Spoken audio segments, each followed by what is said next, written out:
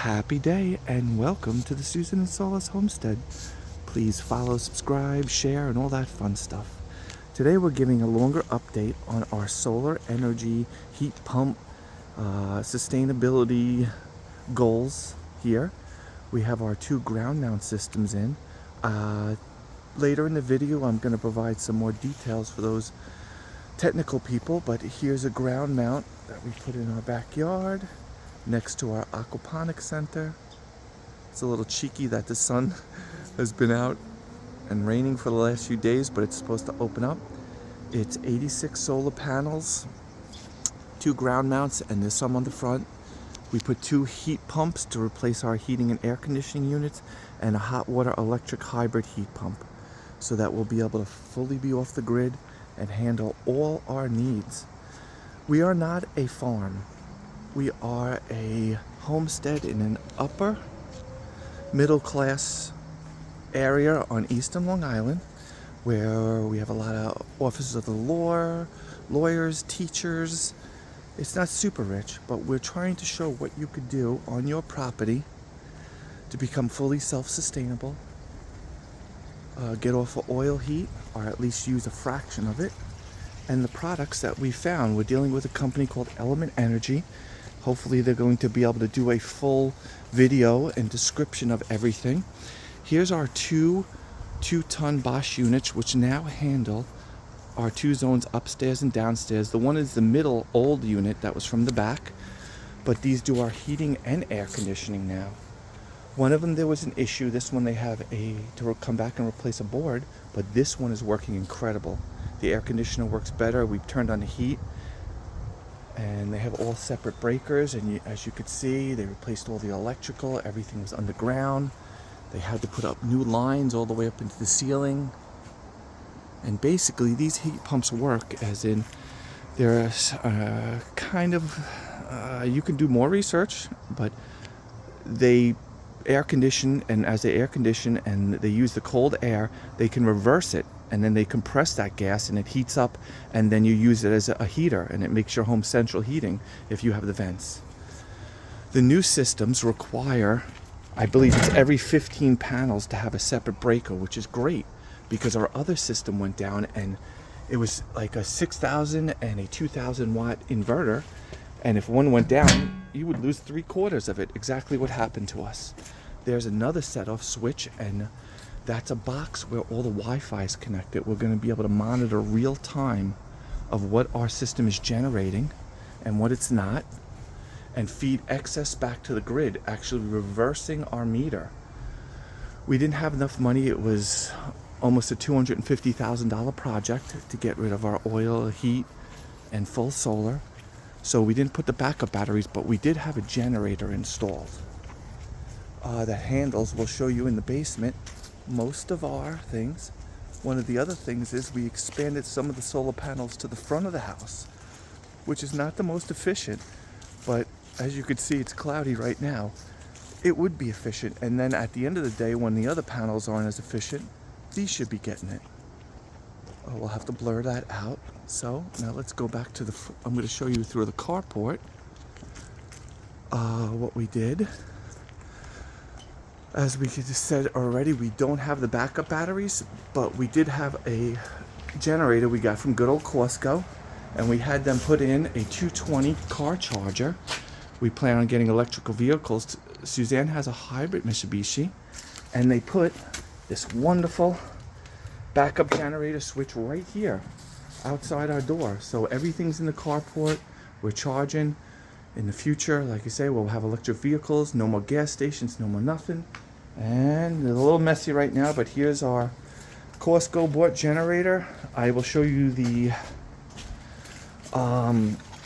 book inside and what size it is. Let's skip around to the other side. When the power goes off, all we have to do is plug in this heavy duty wire into that port over, which I just showed you, and into this port, and turn it on. And one of the good things about this generator, it's tri-fuel. We liked it. You don't get as much power, but we can run off propane. We don't even have to put gasoline in it.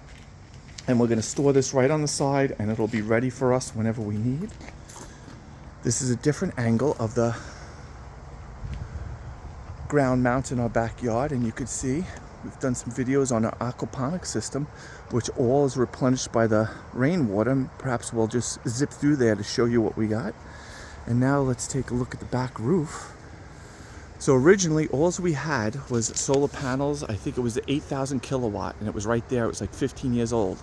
Now we have a 34,000 kilowatt system and 86 solar panels, and each one has an inverter, which is splendid, because then if you lose one, you're just going to lose one panel. The old systems, we had, I don't know, 3/4 of the system run off of an inverter, and when it went down, it went down. These will start generating, and we had to trim some trees. Now we're going to show you, you know what, let's do just a really little quickie of the Aquaponics Center for people that don't know about it. We also catch all our rain, and we do our planting in our koi aquaponic pleasure dome.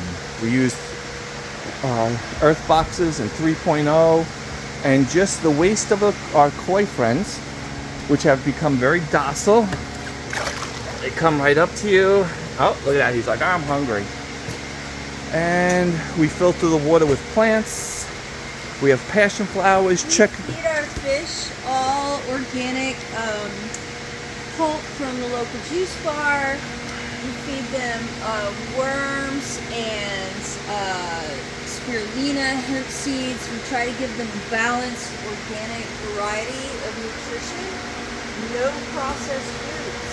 Nothing out of the bag. Not anymore. And our fish are healthier and happier. Here's our main controls. Like I say, here's our cloning station. We use no chemicals or rooting hormone or any filters other than a sediment filter in the plants. As you can see, this is an earth box of philodendrons from our indoor jungle, all different varieties that we rooted here. And we're just letting it get a little big before we bring it in for our indoor garden. We had a terrible mealybug pestilence that really wiped it out, but it's coming back. As you can see, here's some philodendrons that are help filtering our water, and they love it. Just growing massively. This is usually running, but it's colder out, so I usually shut it off at night. We used to have elderberry, but it has papyrus in it now. And we're going to redo this whole waterfall filter. But it's still gently running. As you can see, the water coming through there. It flows through all the systems and all the different ponds on our property. We got some passion flowers that are just growing by hanging in the water. Our tomato plant. Let's stir up something while we're in here. Yeah, valerian. Here's a little plant we brought outside. It was dying, and hopefully it'll come in. Suzanne's going to show that's some of the waste from the juice bar. This is carrots and kale, celery and chard, parsley, ginger, apple, all pre-ground. It's good prebiotic fiber. I'm going to throw in some worms.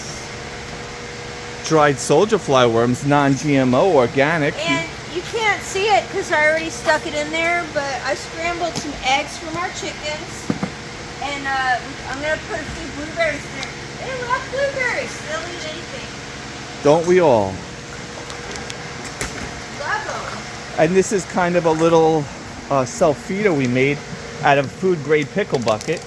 Sometimes we just had rain, so this all gets replenished by the rain. And as you can see, we made half-inch holes and we circulate it. And now the fish come up here and they suck it. It doesn't all go to the bottom. And all this is replenished by the rain, which we feed our raised beds, our greenhouse, and our plants. Next year, we're going to work on putting it for all our drip lines for our privacy bushes and some of the other watering. We've reduced our water usage on the property already by 50%, and we believe we could do better. With this new energy system, we should be able to reduce our energy bills down to about 80% or 20% of what they used to be. And all of this, that backup generator that I showed you, we made sure the circuits here are on. And everything will come on and everything will stay alive. Also, we have to hook up the generator. In the future, we will have automatic backup battery generator. But this stuff is expensive. So this stays rotating. These are some passion flowers and all our earth boxes that are growing. And now let's continue on our energy thing. We just wanted to show you. By the chicken hole and drop these blueberries. We could stop by the chicken holes and show you, and then we can go back to the energy thing. We have our compost, which the sediment filter, the only filter we have, which is just bio balls, flushes back into our compost pile underground through the pipes, so that nutrients is not lost or just dumped into the bushes. It goes into our compost and enriches our nutrients. We like to reuse any of the food grade containers that come from the local juice bar. This is all the stalks from last year's gardens because it's the end of the season. Check out some of our other funny videos. There's our bird feeding station, which will be upgraded soon. There's our nebula snail pond filter, which is the highest point of our property, and we used a piece of a 3,000 gallon fiberglass tank that was cut up, and now it makes duckweed. We've grown other plants in here. We also have this bed right here, which does the kale and some other greens for our fish. We just cleaned it out, but I don't know if you guys can see. There's a lot of snails in there. They come naturally, and there's even a fish in here. I have no idea how a fish got in here. It used to be unwrapped. I hear they can come on from birds' feet, or maybe they came in from the duckweed. We don't even know what kind, but we just rewrapped this, and here's our chickens. Here's our chicken hole. It's got a flag on it so I can tell from way over there if it's locked or not. And we made this hole so we don't have to go way around there to go through there to give our chickens, let's say, a blueberry. Everybody loves blueberries. These are left over, a little moldy. That's all good. They're not moldy. Also, the if you look on the bottom, They're not moldy. all right, they're not moldy. So the bottom here, we always add and pull out all the stuff, the bedding, and just keep rotating it, and all the scraps. Maybe we'll do weeding, and then we take off an inch or two of this and we add it to our compost at the end of the season so that it breaks down, and we top off all our plants. And winter is coming, so the chickens are molting right now. They're growing feathers as they come out. This is the back of the property, which we try to keep natural except for the beehives. And the chickens are freely roam here. If you have a tick problem on your property, which we did, get chickens. Let them roam. They will reduce it. It must have reduced it by 90% easy. Check out some of our other videos about some of the sacred spots we have on our homestead. It's not just about conserving. Another angle from our Aquaponics pleasure dome, which is the heart where everything gets pumped. Now from the nebula pond, there's our greenhouse. Well, might as well take the long way around. That's our heat pump room. Not heat pump, but our pool pump. We keep it at 67 degrees all winter. And then the excess heat is siphoned off and pumped into our greenhouse. Through that, as you can see, there's another shot of our solar array into our greenhouse, which we grow medicinal plants and herbs. Holy basil. We just grew, just had summer crops, so we took everything out, and now we're planting a crop of cover crop, which is multiple different crops that'll help heal the nitrates and the good stuff in the soil. And we got some tomatoes growing, got some horseradish. Blueberries did not do well. Look at that beautiful holy basil. And once again, everything is run off of valves from that main pump from the Aquaponics Center. We don't use fresh water. It not only gives extra nutrients, but we saved over 50% of our water this year just by doing this. And we'll be adding to it. It's a little messy right now, but normally check out some of our videos. This is like Coneflower Alley. Yeah, and the summer it was thriving. Check it out. You see all the different sunflowers. In the future, we'll be selling seeds or giving them away. And here's our raised beds. Same thing. We used to feed this all with regular water. Now we just put drip lines, and each one has its own valve, and we can turn on individual drip lines. from the Aquaponics Center, not using that water. Not only healthier, look at this. This is turning into a carrot bed. We had large carrots, and now We kept the seeds to make oil, but these are the ones that dropped into the bed. Now they're growing carrots. now they're growing all over here. We're gonna pluck some out and maybe try them in an earth box. And here you could see the remnants. Look at that. We got some peppers to pick. This is a pepper thing of our aquaponic fed greenhouse and raised bed area.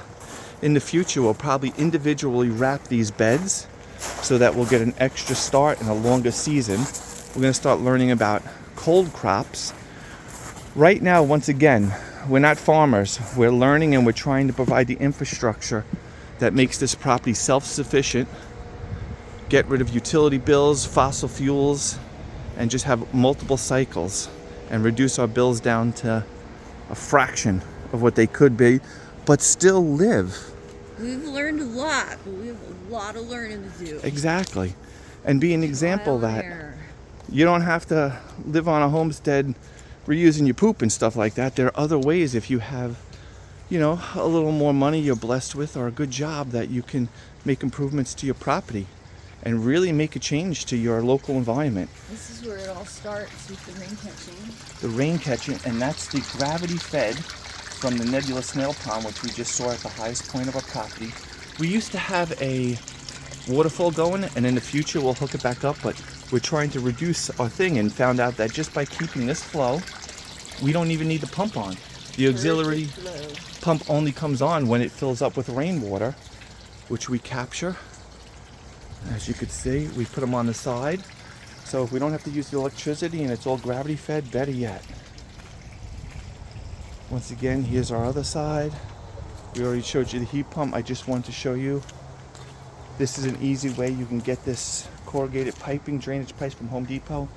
And we made all these underground drains that catches now 95% of our rainwater. We can, when it's a heavy rain or a few days of rain, we can get literally hundreds, if not thousands of gallons of water that tops off our system. We set the pump in the aquaponics system so that we can drain almost like more than half of that pool and everything would still run. So when it's drought, we could just keep feeding and feeding and wait until they come in. I don't think we got any kitties to show you. Catio. Nobody's in the catio, but we just wrapped it. We usually wrap it in the summertime. There's a little door that the cats can come in and we can lock out.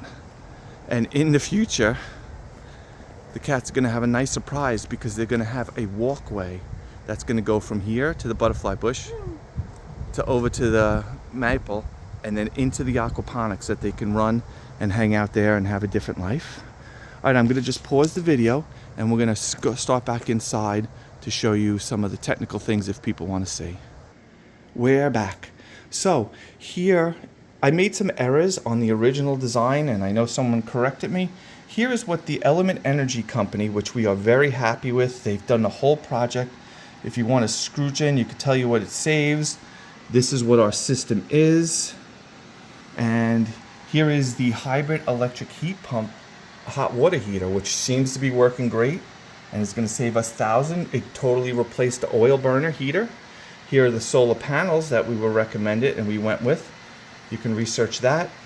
Costco had a sale. It was like $400 off, and this generator was great and handles most of the needs of the important circuits. We had the company come in and put this switch professionally. As you can see, it has that big switch on the outside. This is what the heating company did and replaced. Another great guys. In the end, it's probably about a $250,000 project.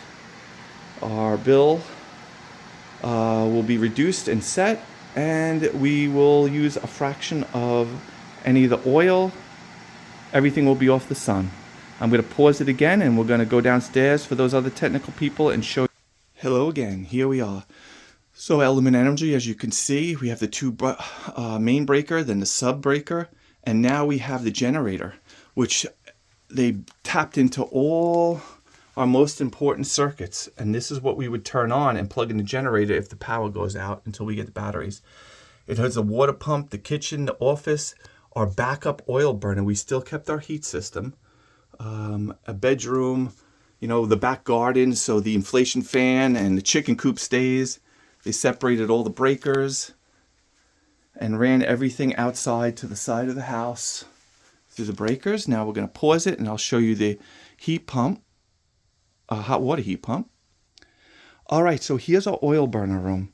This, you still want to keep your oil burner or your backup heat if you're getting heat pumps, because they do, honestly, if it's below 20 degrees, you could have a lot of heat in your house. And if you have existing baseboard, the back room or the basement could freeze. So you need the backup system. You usually keep it on a degree or two lower so that it can kick on if necessary.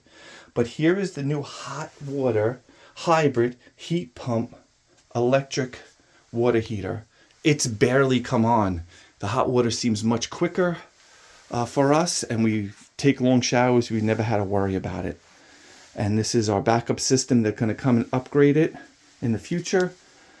But like I say, on those really cold days, and it should mean that we only use about 20% of the fuel that we used to use and 0% of the fuel for a hot water heater. All right, we're going to end it there. If you have any questions in the comments, perhaps we can answer them. And if you really are a tech head, you can do your own research on these models and find out yourself. The company Element Energy that dealt with us are great. Quality install, quality projects, and that's what we wanted. All right, we'll keep you posted, and once it's really running, we'll see what we're generating and how much we're saving in the future, and hopefully inspire somebody to do the same. Have a fantastic day. See you soon.